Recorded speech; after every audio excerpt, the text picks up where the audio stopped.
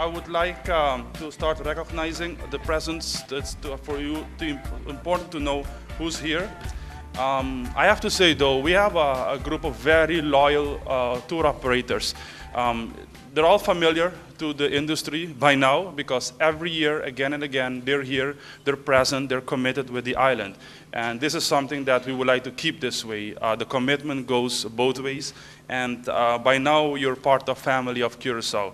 I think it's very important to say that it's been quite some year. Oh, by the way, it's expect to rain again. So I thank everybody, all the wholesalers, to bring the rain from New York, from New Jersey, Pennsylvania, Miami. We have people from California, from Toronto, from Calgary, even Spain, Dominican Republic, Arizona. Thank you.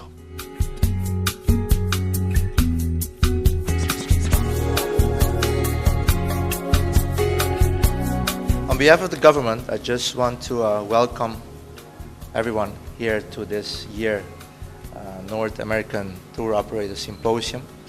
I think as a Minister of Tourism, or as a Minister of Economic Affairs, tourism is one of the most important sectors of our economy that accounts for about 25% to our economy. I feel very fortunate that we have been, over the years, seeing an increase of our tourism numbers, and I must say that over the past 10 years, our tourism numbers have more than doubled. So that means that Curaçao, which was once considered a hidden treasure in the Caribbean, is being known, is getting to be known all around the world, and specifically to the North American and Canadian market. During last year, NATOS,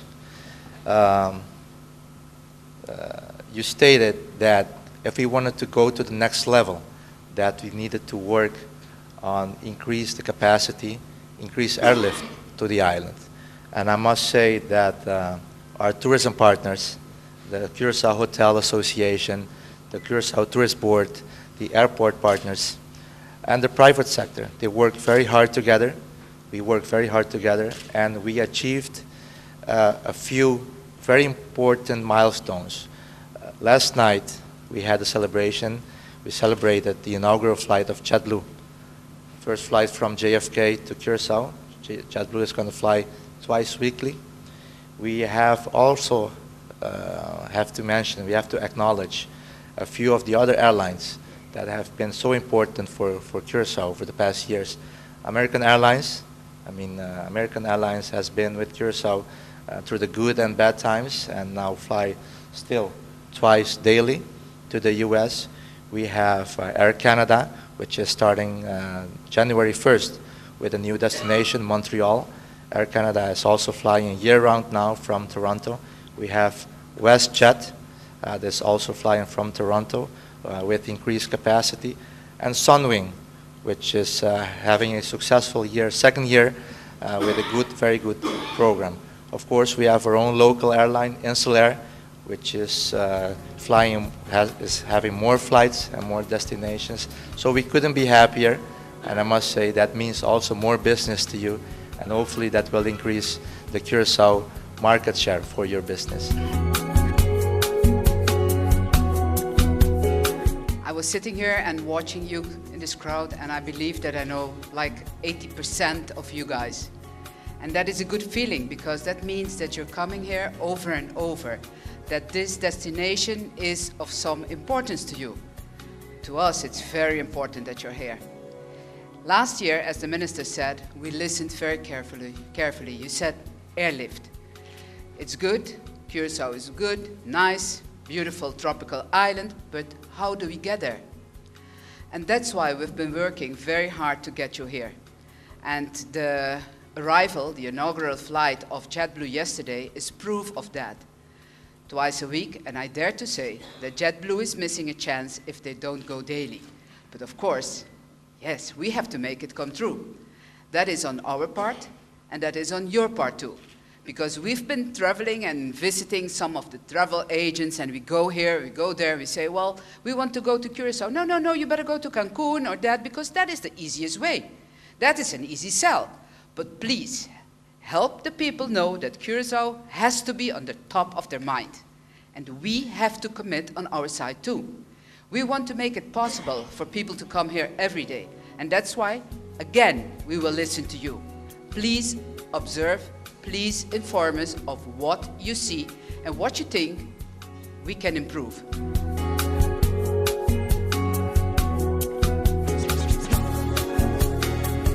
We look forward to a very successful 2015.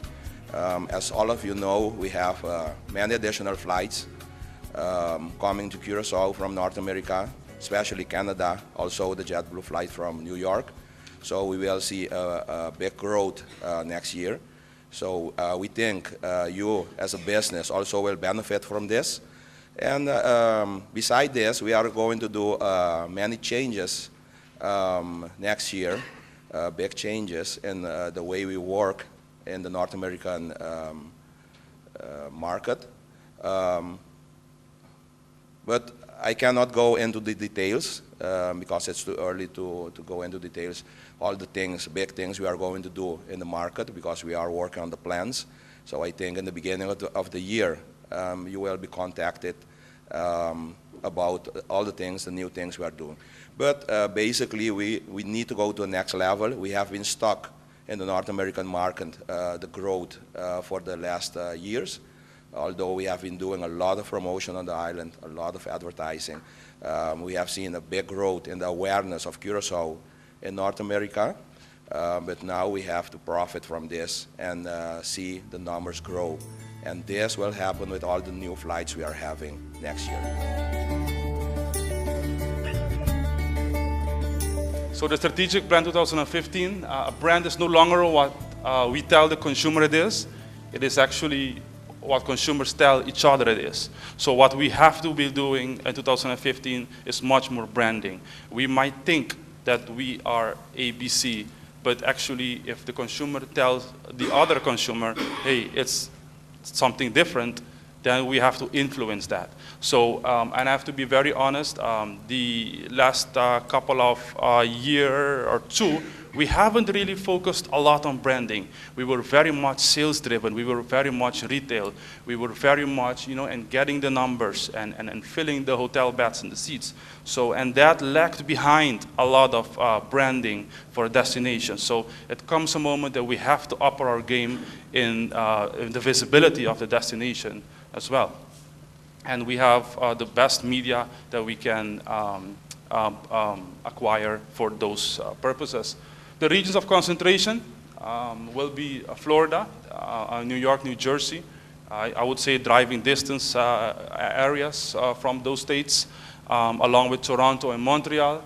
And secondary potential states of interest are Texas, and we're looking at the West Coast as well. The focus will be heavily on destination branding. Bold PR initiatives. We started that traction with Diamond PR.